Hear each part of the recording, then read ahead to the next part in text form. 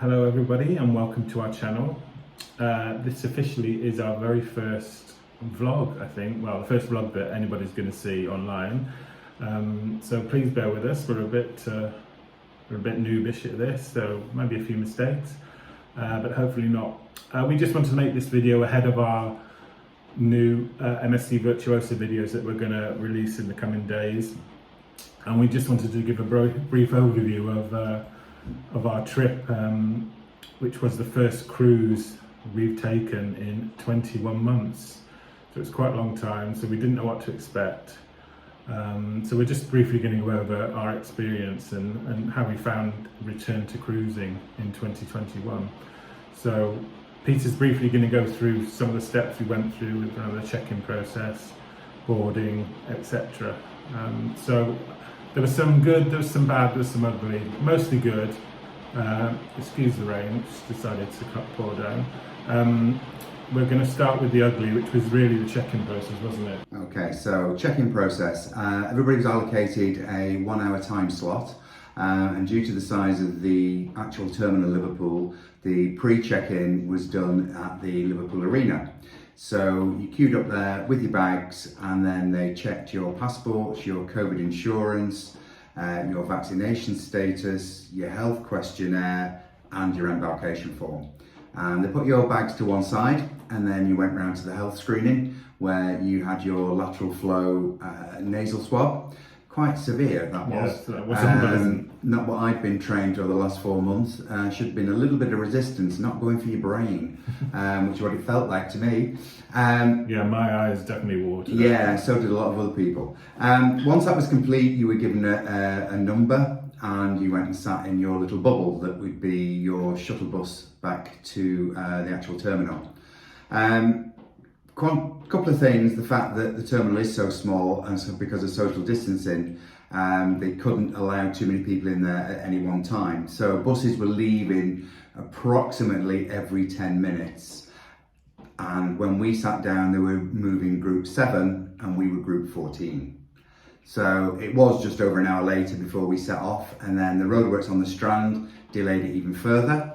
But then we got to the terminal, and you do the normal things of security scanning, scanning your hand baggage and you, and then line up to actually check in with your passport and your embarkation form.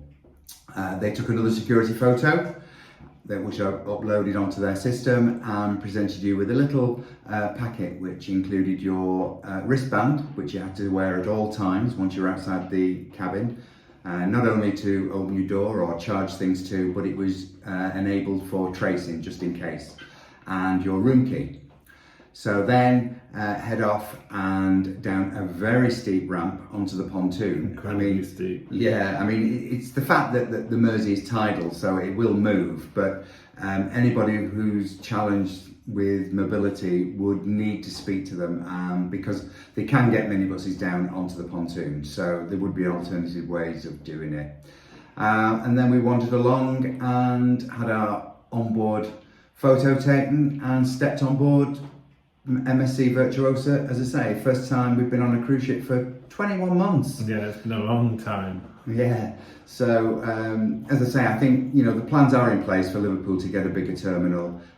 It's just that they are restricted at the moment because of social distancing, but they have only got a very, very few number of check-in desks, so hopefully they'll move along with that. Like anything, any infrastructure work has been delayed due to the pandemic, so they may have been a bit further on than they actually are at the moment. Yeah, so to the actual ship, what do we think of the food and the restaurants? I think personally, because a lot of people are a bit dubious about what food to expect on MSC cruise ships. Yeah, I mean, I think they've stepped it up. Virtuosa is obviously their flagship.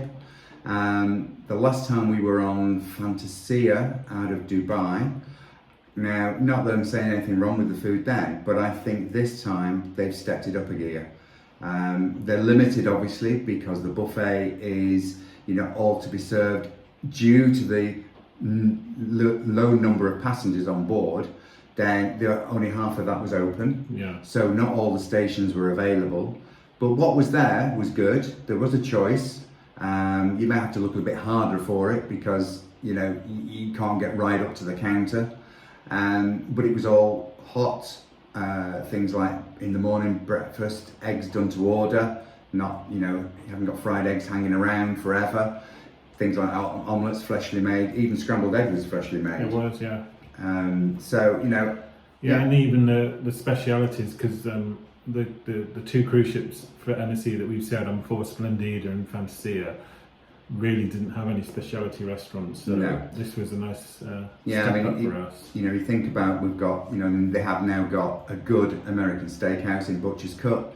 They've got the French, Vietnamese, Indochine, Hola Mexican, Which we really love. yeah, you know, so they've got a good selection now, and there's the teppanyaki and that's Kato teppanyaki and the sushi bar. Yeah, which we didn't experience this time just because we didn't have enough. Yeah, I mean, there are also other places such as, you know, in Masters of the Seas pub, you can get snacks in there, a la carte, you know, so you can get food everywhere basically. Yeah, but on average, we'd say it's vastly improved from what we've experienced before. Yeah, I mean, we came to Elegant Night, which was our last night. Yes. And I thought, well, once again, I'll try the surf and turf. And I've tried a few over the last few years of cruising. And I will say, and this isn't just because it's MSC Virtuosa, but it's the best surf and turf I've ever had. Yeah, I agree. Yeah, it was excellent. Yeah, you know, so going on then in terms of the restaurants, there are obviously other lounges where you can get coffees and stuff like that. Any bar will serve you coffee. It's an Italian line, that's the way it's done. The Jean-Philippe chocolatier and gelato, they're not included in any package. So if you get coffees from there, they're not included. They have to be paid for. But with the rest of the bars going on in terms of talking about beverages, I mean, this deal, the premium beverage package was included. You could upgrade for £13 per person per day if you did it in advance, £16 if you do it on board, and that gave you access to unlimited prices of drinks and your mini bar and room service as well.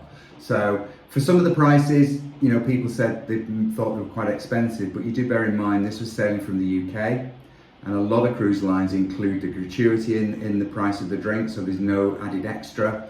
I don't know what element of VAT may have to be added, because again, in effect, we weren't leaving the UK. So, you know, some people thought they were expensive. We didn't think so in comparison to other lines. The premium package itself covered, I would say, 99% of what anybody wanted. There was a good selection, a better selection than we've had before on house wines and stuff like that. You know, but if you wanted to pay more and you wanted that bit better gin, like I do, it wouldn't have been included. So the upgrade was worth it for me, because again, if you purchased a drink that wasn't included in the package, you didn't just pay the difference, you actually paid the full amount. So, you know, all in all, extremely good value. Yeah. And what about the ship itself? We've always thought that MSC ships were quite stylish, and Virtuosa was no exception. Yeah, I mean, they love the chrome on MSC, so it stands out. It's bright, it's airy, glittery, with those stairs and the crystal stairs as they're referred to. And well designed, we thought. The flow of passengers is very good. I think that's the thing, looking at a cruise ship, if you can go from the aft to straight forward without any real obstacles, then it's got a good flow, and Virtuosa definitely does that. You know, it didn't matter what deck you were on, you know, you didn't have to go up, down, around, like you do have to do on some ships, which can lead to confusion and get yourself lost. You literally can walk from one end to the other. Brilliant. Yeah, and the staff, we should mention, because of the passenger numbers, the staff ratio was, I think it was about 3 or 4 to 1. Yeah, I think. But they were amazing, we thought. Yeah, I mean, every single one would always say hello to you, whether it's morning, afternoon, evening. Bit off-putting really, you go to the main dining room for breakfast and they're literally lined up there, and every single one will say good morning to you. Until I've had a coffee, that's not always a good thing. But you know, they were, wherever you went, they couldn't do enough for you. I think the one thing I do want to mention out of all this in terms of the ship is the Galleria Virtuosa, which is in fantastic space in the centre of the ship, lined with all the shops. It's on 2 decks, 6 and 7. It's very reminiscent of Royal Caribbean's Royal Promenade. Yes. They've got the added bonus of this dazzling light show and dome show that you get through the intervals. They've got the dome ceiling, with full LED, so they have several dome shows per day, or there's something being projected on there anyway. When cruises get to Southampton and start again, the Union Jack's all the way along there. But the beauty about this, the Galleria, is the fact that it's on 2 levels. So you can walk along the bottom one, go up some stairs, and walk all the way back down from the other. It is spectacular. Yeah, we really liked it. We only did 1 excursion on board just because we didn't have that much time, and because of the pandemic we were a bit worried about what was entailed, but we did take 1 excursion when we stopped in Portland. It was just a trip to Weymouth and the Isle of Portland. It was about 2.5 hours. Mm-hmm. It was well organised, wasn't it? Yeah, I think the good thing is that the evening before, you will get your cruise tickets in your cabin. You also get your normal stickers, you put on your shirts, and then it's all well organised. Temperatures you get off and get on again, and you must keep into your bubble. That's about it, really. So in conclusion, what were the highlights and standouts of the cruise for us? I think if we look at the venues, you've got to say the Sky Lounge, which I haven't mentioned, Deck 18. We love the Sky Lounge. Great place for a pre-dinner or post-dinner drink or cocktail. They do some quite good cocktails up there, I have to say. Shout out to you, what was your favourite? I can't remember now. I can't remember mine either. Skyfall. Skyfall, that was it. But Yes. if you watch the videos to follow, you'll see them. Yeah. I think the other one would be at the Horizon Pool deck and bar. Which is right at the aft. Yeah. A Right. nice tiered area there with comfy beds and seating and a bar area. Fabulous. Yeah, very good. And then you have to mention the Starship Club with Rob, the humanoid bartender. Yep.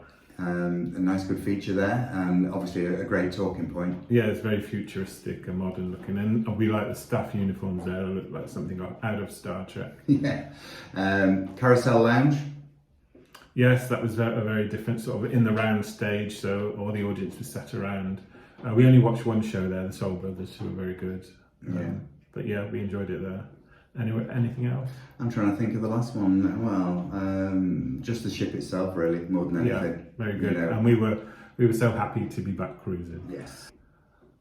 Okay, so if you stick around, you'll see the first of a series of vlogs we made on board MSC Virtuosa. We'd really like it if you'd hit the notification and subscribe button below. And leave any comments, or if you've got any questions, we'll be happy to answer them, wouldn't we? Yeah, any other topics you want us to cover that we haven't been able to cover on this very short session. All right, thank you and enjoy. Bye.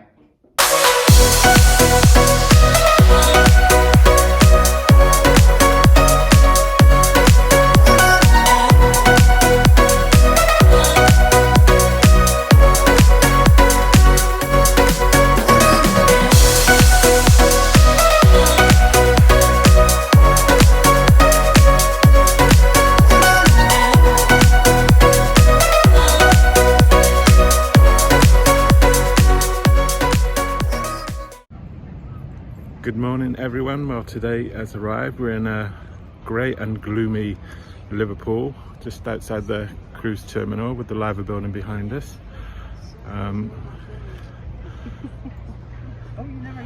MSC Virtuosa is just coming into dock behind us. We're very excited to be getting on board today. As I say, our check-in time's not till lunchtime, so we've got a bit of time to spare, so we've just come down to see her come into port.